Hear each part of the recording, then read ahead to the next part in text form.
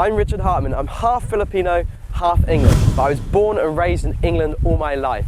I've come to the Philippines to undergo a voyage and discovery of cultural revelation and learn more about the Philippines and its rich culture.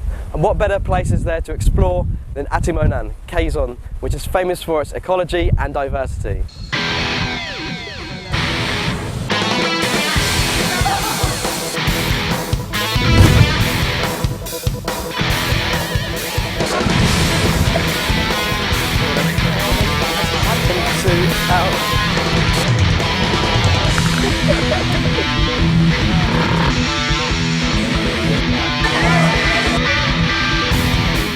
Atimonan lies on the eastern seaboard of the Philippines and is approximately 175 kilometers southeast of Manila.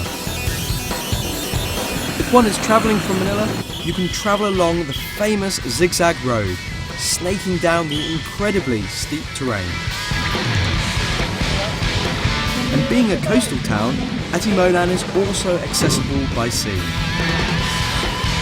Founded at the turn of the 17th century and is today a progressive town, Atimonan is home to many beautiful beaches and blessed with many natural tourist attractions and a kind-hearted, welcoming people.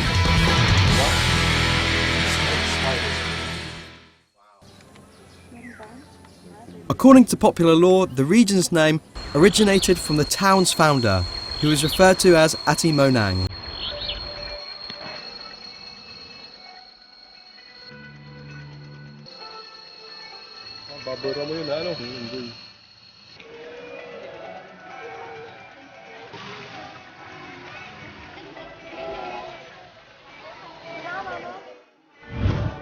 One of the centerpieces of the community is the parish church, which lies at the heart of the town. The church and the adjoining convent were originally constructed during the 17th century and over time have overseen various restorations and renovations, culminating in the striking building which we see today, which dominates the townscape. The church is home to beautiful murals painted on the ceiling, depicting scenes from the Bible. The statues of the saints watch over the churchgoers, and the historic bell and bell tower watches over the land. Being a coastal town, fishing plays an important role to the community. The early morning fish market is packed, a hive full of activity. The market is brimming with fish, a testament to the bountiful surrounding seas. I was so surprised to see such a large variety of different species, fish of every conceivable size and shape, from the large down to the small, and a plethora of colours, from metallic silver to eye-catching red. But what particularly caught my eye were some of the strange sea creatures, look like monsters from the deep, armed with their scary tendrils.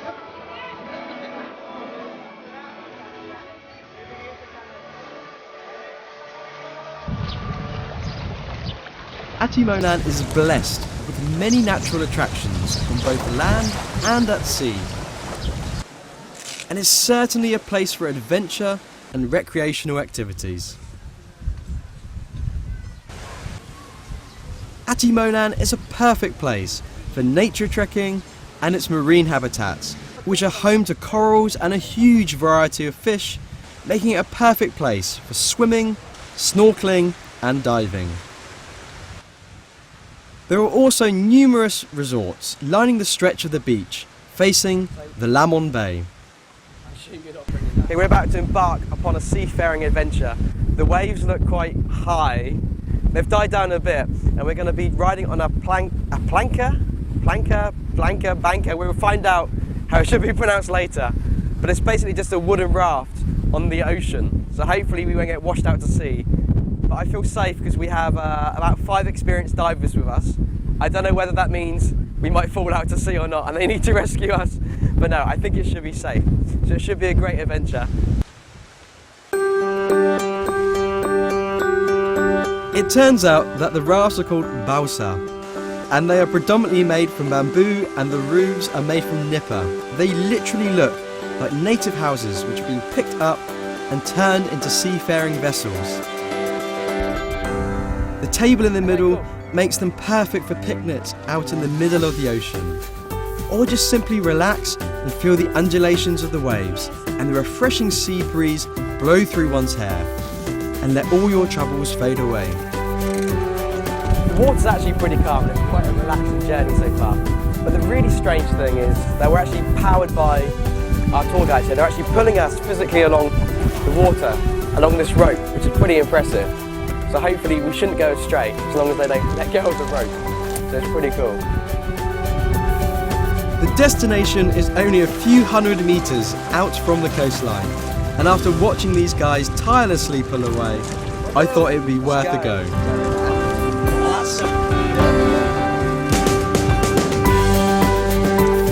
That's surprisingly difficult. The rope's really slippery and also quite, what's the word? A lot of friction on the hands. I need a pair of gloves. That's actually really hard work. They're making it look easy. And the funny thing is, you feel like you're almost going to fall over because you're focusing so hard on the rope. It's quite cool. It's definitely worth a go. It's only a short journey out to the reef, and in less than half an hour, we finally arrive. It's now time to feed the fish. The fishes appear almost instantly, confident enough to literally feed out of your hand. And not just one of them, but several at once, all vying for a tasty morsel. A bit too enthusiastic for my liking, but rest assured, the fish are perfectly safe. To get even closer, you can swim amongst them. These fish are surprisingly confident and not at all shy. The water is lovely, warm and calm. The conditions are perfect to take advantage of this marine splendour. The more adventurous people can avail the snorkeling and diving services the resorts have to offer. The reef itself is artificial and is believed to be the biggest man-made reef in the country.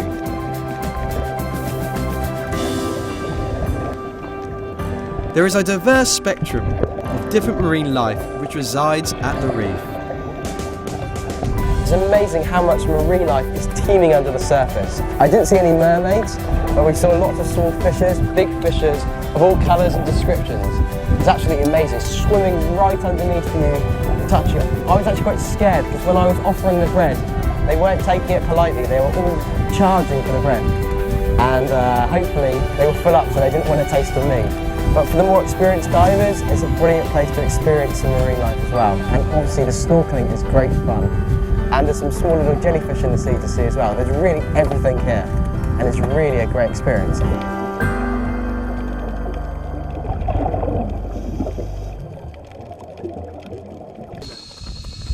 It's time to get my feet back on terra firma and continue the adventure.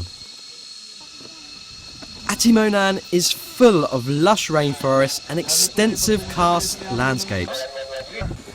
The area is full of geological richness. The surface bedrock has been weathered away to form some striking mountain vistas, or excavated to form numerous caves and sinkholes.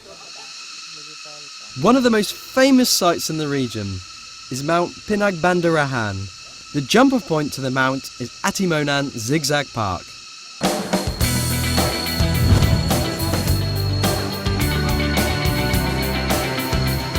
The park is home to an ensemble of different man-made animals.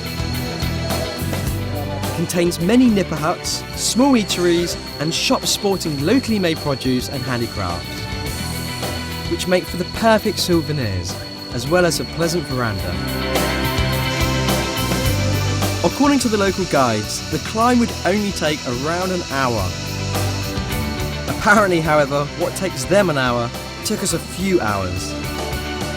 The forest is alive with sounds of crickets and strange animals. I have no idea. It sounds like a menagerie of fire alarms, each with a different tone going off in the background. It's quite spectacular, and some of the scenery is breathtaking, but you wouldn't want to fall down some of the holes. Throughout the trek, there are strangely shaped rocks, and the rainforest above provides some much appreciated shade from the sun. travelled off the beaten track into the middle of absolutely nowhere. Hopefully our guides are taking us somewhere safe. I'm actually stuck in between two colossal holes. They're so deep, I'm scared to even look over the edge. I mean, I don't want to fall down to my... You can't even see the bottom. That's how deep these guys are. I can't see the bottom of that one. Let's have a look at this one. I don't know, I don't want to even touch the tree in case it falls down. You literally cannot see daylight at the bottom. It is that deep. It's unbelievable. And what about this one? I'm too scared to go near the edge. Do you reckon is it safe, you reckon? Wow. They're bottomless, potentially two bottomless pits I'm stuck in the middle of. So let's continue on and try not to misstep or misslip. Go on. Eventually we make it past the scary holes, and after successfully battling our way through the untamed forest, we find the cave's entrance up ahead. Cool.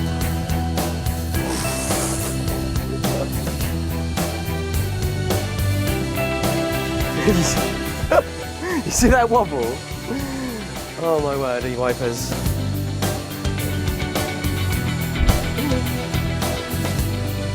Okay, about to enter the subterranean world to go deep underground into these caves. This is truly one of nature's wonders, this beautiful limestone cave. You can see stalactites, stalagmites, the works. It's amazing. I feel like I'm in the abyss here. Just looking over makes me feel a bit wheezy. This looks like some subterranean underworld. Before entering the caves, it's time to get the safety gear on and mount the torches upon our heads to make sure we can see where we're going. The path into the cave certainly isn't a straightforward one. The entrance to the cave is dark and foreboding. To think that all of these caves started off as tiny little cracks in the bedrock, and the action of the water permeating the rock slowly over many years dissolves and eats away at them, eventually widening the cracks to form these huge subterranean passages. Inside the cave are numerous features which are formed over hundreds upon hundreds of years from the deposition of minerals dripping from the ceilings. In some places, the stalactites from the ceilings have fused together with the stalagmites which have arose from the ground to form strange rock pillars which would look at home on an alien planet. The cave is also home to a colony of bats, and take my word for it, the smell of their droppings is quite pungent, and their collective noise sends shudders down one's spine.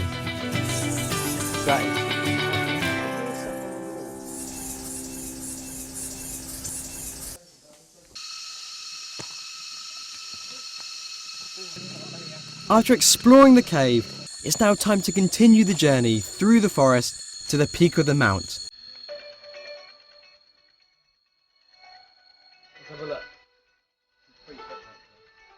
The journey is steep and certainly makes for a good workout. That was certainly an exhausting journey. We must have climbed up at least probably 1 million steps, I don't know. And we're approximately 1,200 feet above sea level, and the views are spectacular. The views atop Pinagbanderahan are really breathtaking. And the high vantage point is perfect for appreciating the karst scenery and vegetation. The name Pinagbanderahan literally means where the flag was hoisted.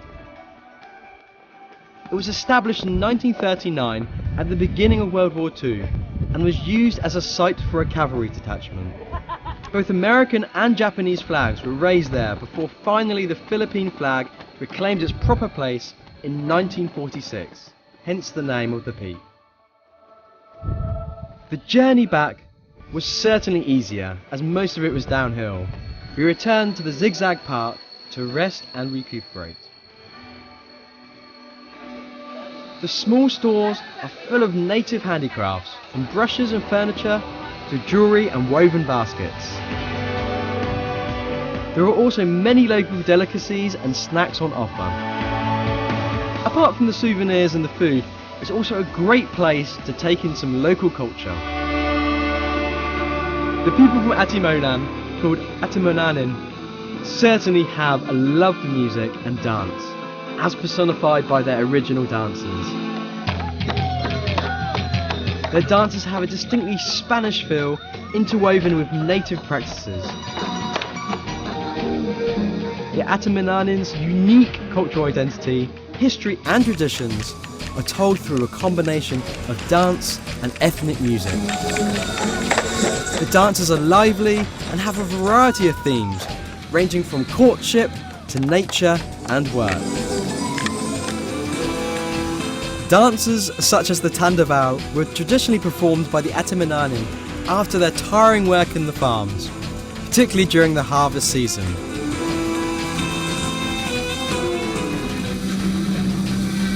Others focus on courtship and seduction, such as the Patritos dance. The Patritos is a festival dance from Atimonan, featuring a couple's flirtatious and playful interaction. It is danced in alternating slow and fast waltz tempos, and culminates in a vivid twirling sequence by the girl. Certainly an excellent way to win the affections of a loved one. The variations in dance styles is extensive. The polka ball is a dance influenced by two distinct European styles, polka and waltz, while other dances are distinctively native, using bamboo as percussion instruments. The Atimonan's colourful personalities are captured by their garb and upbeat music. The Tinikling dance is named after the local tickling birds. It is said that the dance imitates the movement of the tickling birds as they gracefully walk amongst the grass, or some say as the birds dodge the bamboo traps set out by the rice farmers. The graceful motions and speed of the birds are portrayed by the dancers dexterously stepping between the moving bamboo poles. This dance is all about timing and coordination. The beat of the bamboo upon the ground sets the tempo of the dance, and the dancers use their agility and speed to weave into and out of the moving poles, trying to avoid their feet from being ensnared in the clashing bamboo. As the dance proceeds, the bamboo opens and closes faster and faster. The sound of the beating poles loudens, and the feet soon become a blur. A thrilling spectacle indeed. We see some really graceful native dancing there, a brilliant display. And we've also seen some really scary ones as their feet are dodging in and out of the poles, hopefully without their feet becoming chopped off. It's called the Tinikling, and I'm gonna brave and have a go. Hopefully my ankles don't get destroyed. So we're gonna ask the experts for some help and some guidance. That's scary. The dancing is over. Yeah. It's now time to engage in some more nature trekking. I'm preparing myself for the journey ahead. We've got a 2-hour trek all the way to Bantai waterfalls. It should be terrific. Our jump off point is Santa Catalina, which is the place we're in now. It's really, really nice. It's a lush tropical rainforest, and hopefully the journey ahead shouldn't be too arduous, but something tells me that this 2-hour journey is going to be tough. The journey starts off easy, with gently sloping paths through lush rainforests. A pleasant breeze wafting through the air, and dappled sunlight percolating through the leaf cover. As the journey progresses, the terrain starts to become more adventurous. Crossing over small brooks and slippery rocks, and the gradients soon accelerate to really test the muscles. For a Ray city dweller, travelling through the forest is in itself a spectacular thing to behold. However, for many people, they do it on a regular basis as their livelihood depends on the forest. Indeed, halfway through the journey, we stumble across a coconut processing place. Here they produce copra, which is dried coconut meat, and they also turn the husks into charcoal. In the Philippines, nothing goes to waste. Harvesting from the forest is their way of life. The splitting the coconuts is certainly not trivial. Yeah, he's just made that look really easy, so I'm curious to have a go. Can you teach me how to dehusk? How? Push.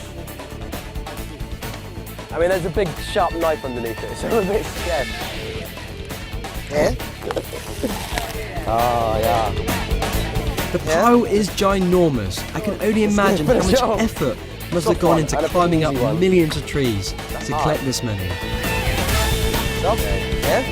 And furthermore, the effort this must have taken to trek back and forth to create such a large pile. The coconut is really quite a surprisingly diverse creature. A refreshing drink and tasty white meat inside.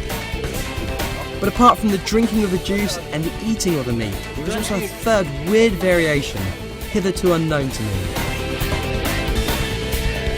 When the coconut has been left to age, they turn into something completely different altogether. A local expert cracks open the coconut with a razor-sharp bolo to reveal the surprise inside.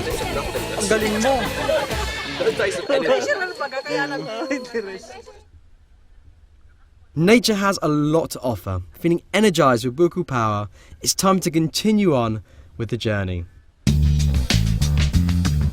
The coconut farmer's house represents the threshold from pleasant man-made paths to off-road terrain.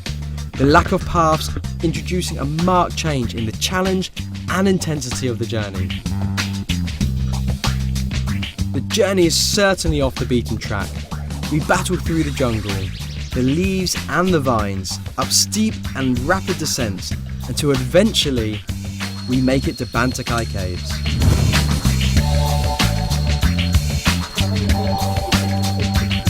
The entrance to the caves seem like they are in the middle of nowhere. How someone could have found these caves in such a remote area is beyond me. I feel like I'm deep in the belly of the earth. It's horrifying to think how much soil must be above our heads. We're in the Bantai Cave and it's so impressive. Even somewhere as deep as this, we're surrounded by natural beauty. There's beautiful stalactites and stalagmites all over the place. It's amazing to think how many thousands and thousands of years these structures must have taken to form. The long journey was certainly worth it. The cave system is surprisingly extensive and easy to navigate. It's quiet and cool inside, a contrast to the heat and the noise of the jungle. The caves are a montage of peculiar shapes and forms. Nature really does produce some fine artistry.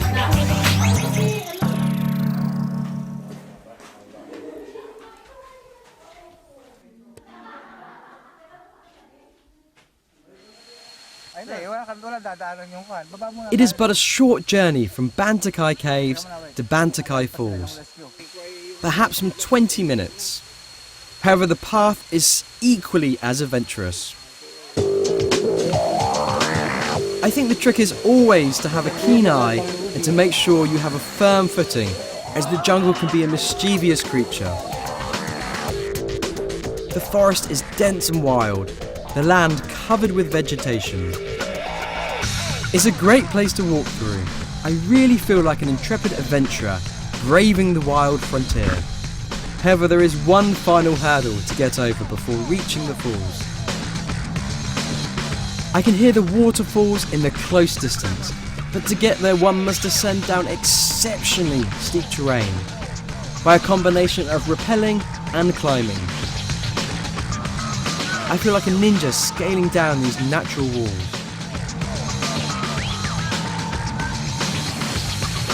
The refreshing cold water gracefully cascades down the beautifully carved rocks. Bantai Caves and Falls are without a doubt an excellent place for hiking and nature enthusiasts to venture to. And for the adrenaline junkies, one can even try climbing up the rock face and taking a dive into the waterfall's plunge pool. But that's certainly not an activity for the faint-hearted. The journey was quite arduous, and it's time for a well-deserved snack. But just imagine having to carry plenty of heavy plates for everyone. So a clever alternative is to use the broad leaves of the plants we pass throughout our journey as dinner plates. A great example of living off the land, as well as a classic example of Filipino inventiveness and ingenuity. From Peace Loving Atimonanin, welcome to Atimonan. Tuloy po kayo sa Atimonan. Patokya at Timonan ay. Mga kababayan sa Pilipinas, o sa mga foreigners, kayong lahat ay aking iniimbitahan na bisitahin na ninyo kami rito sa Atimonan. At alam ko, makakakita na kayo ng mga ibang bagay na hindi ninyo nakikita sa ibang lugar. Atimonan, what a place, full of rich ecology, beautiful geology, and certainly a place for adventure, suitable for all ages, all ranges. It's really good. Nice pleasant treks through the epic, intrepid adventure. Wow, it's absolutely spectacular. And I love the fishes in the sea, some of the scary sea monsters that are available, as well as the beautiful, beautiful waterfalls, really picturesque scenery and some places of perfect tranquil relaxation. Certainly a place to visit. It's also jam-packed full of culture, with beautiful dancers and beautiful native dancers, as well as native products to try and some lovely snacks and delicacies.